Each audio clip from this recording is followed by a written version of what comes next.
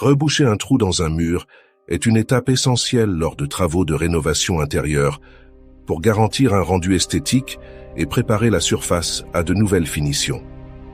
La méthode à adopter dépend principalement de la taille du trou et du type de mur concerné.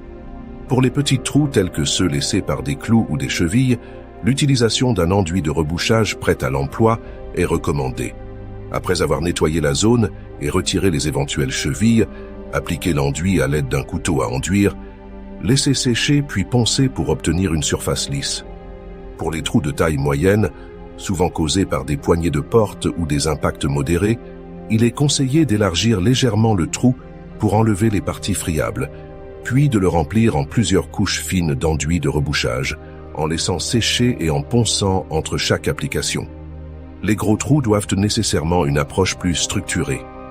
Après avoir nettoyé et préparé la zone, insérez une pièce de placoplâtre découpée aux dimensions du trou, fixez-la avec des vis sur des tasseaux préalablement installés derrière le mur, puis appliquez de l'enduit de rebouchage sur les joints et les vis.